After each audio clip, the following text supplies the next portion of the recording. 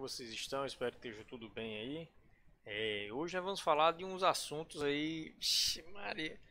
Segundo reinado, pessoal, eu coloquei ele aí no top 2, top 3 de história do Brasil, que cai no Enem.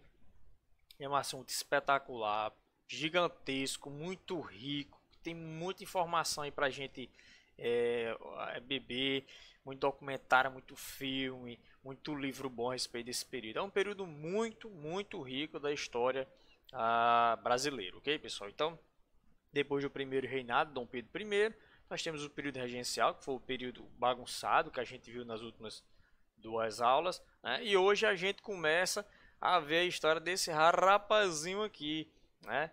O famoso Dom Pedro II, que teve a sua coroação adiantada por causa de toda a turbulência política que o Brasil estava vivendo. Ok, pessoal? Então, o governo Dom Pedro II nós vamos chamar de segundo reinado, né? Um período em que o Brasil se tornou uma das grandes potências mundiais, marítimas e comerciais.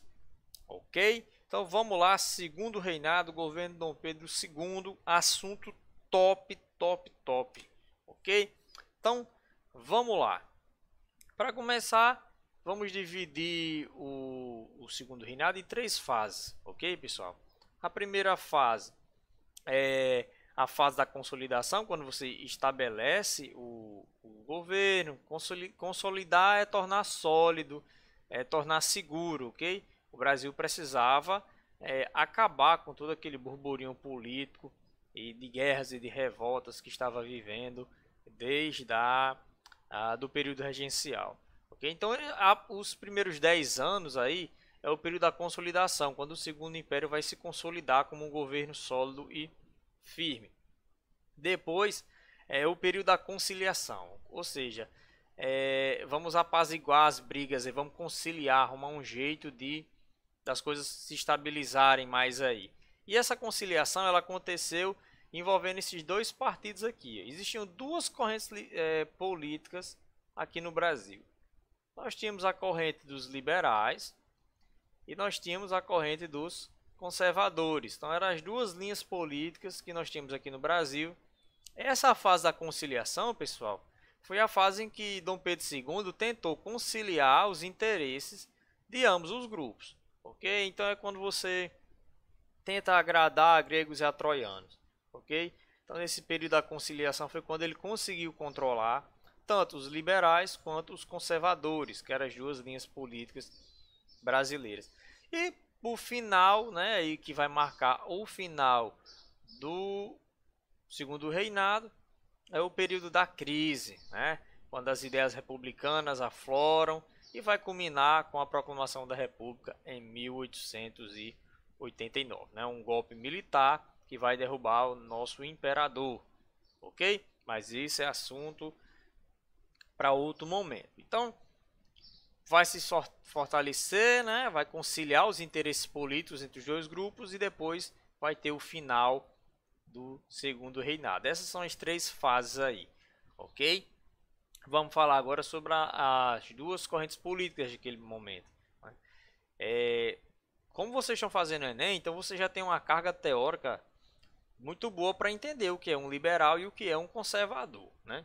Principalmente atualmente no Brasil, onde se usa tanto essas palavras aí. Conservadores, geralmente pessoas que são contra a legalização das drogas, são contra o aborto, né? Já os liberais, não, os liberais, não, todo mundo tem liberdade e tudo mais, pode liberar drogas, e enfim.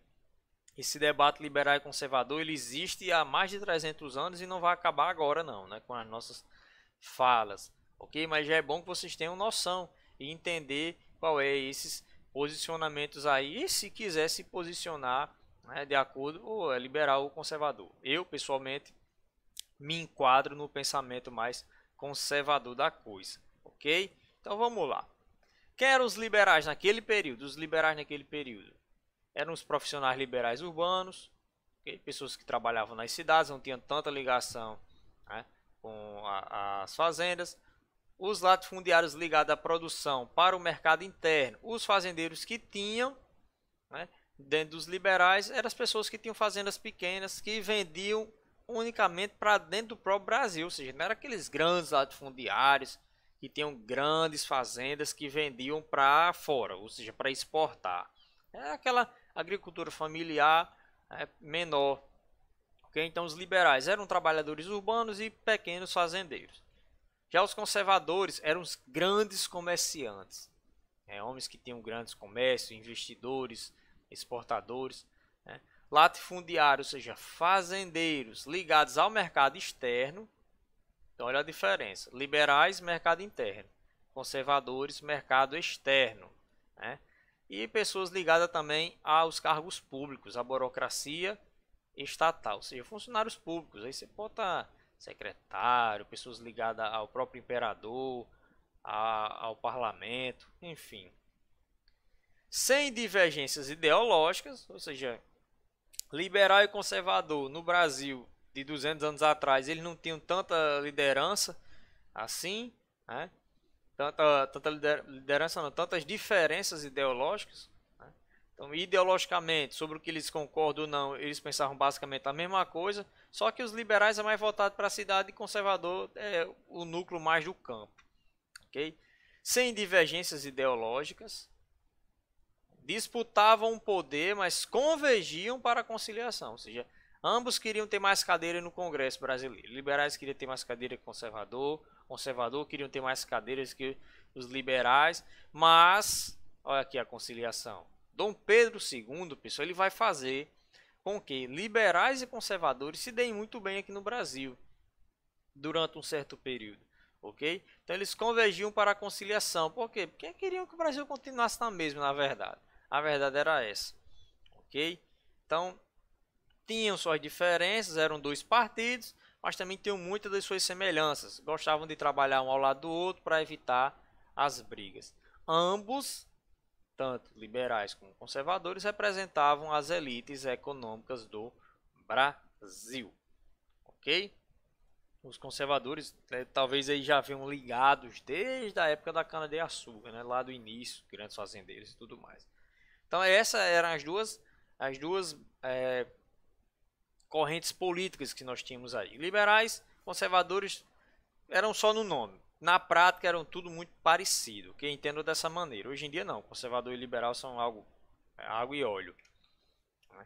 Ó, o modelo que nós vamos observar aqui no Brasil do governo Dom Pedro II, ele vai ser chamado de parlamentarismo às avessas. Por que esse termo é cunhado aqui no Brasil, de parlamentarismo às avessas? Porque quando você vai para algum país onde existe uma monarquia parlamentar, ou seja, tem um rei e tem um parlamento, como era o caso aqui do Brasil no segundo reinado, o parlamento é que dita as regras mesmo do Brasil. O rei está lá só sentado no trono só para ser bonito. O parlamento é quem dá as regras da nação. Só que aqui no caso do Brasil, não. Dom Pedro II, assim como o seu belo pai, Dom Pedro I, também era um pouco autoritário. Ele gostava de ter todo o controle da nação em suas mãos. Então ele vai ter conservadores e liberais na palma da mão. Então, quando as ordens, em vez de passar do parlamento para o rei, passam do rei para o parlamento, nós vamos chamar isso de parlamentarismo às avessas. Ou seja, o parlamentarismo aqui no Brasil é ao contrário. Em vez de políticos liderarem a nação em relação ao rei, é o rei que lidera os políticos. É o rei que está dando as ordens, é ele que manipula. Então, é por isso que a gente chama a segunda fase do segundo reinado de época da conciliação. Porque Dom Pedro II controlava liberais e conservadores para eles fazerem o que quisessem, ok? Então até aqui eles, liberais e conservadores aqui na palma da mão, aí na mão do nosso querido imperador, e ele brincando com eles. Liberais e conservadores manipulados por Dom Pedro II, cientes de que precisavam da sua proteção. Então eles obedeciam e eram manipulados por Dom Pedro II conscientemente, porque sabia que precisavam do apoio do imperador, porque a figura de um imperador na nação é algo que mexe com o psicológico da nação, né? É algo muito importante. Então o parlamentarismo no Brasil ele era às avessas, o imperador que dava as ordens e não os parlamentares. O poder legislativo, os parlamentares, era subordinado ao executivo, né, ao imperador. O imperador era a peça central de todas as decisões aqui no Brasil. Isso já foi questão de Enem. Qual era o papel do imperador, né, de acordo com a Constituição de 1824? Já vi uma questão de Enem falando sobre isso. E a resposta era bem parecida com isso aqui. Era uma peça central de todas as decisões políticas que aconteciam aqui no Brasil. Tá aqui a foto do Dom Pedro II, um jovenzinho, né? Um retrato lindo que só aí. Ok? Então, até a nossa próxima parte.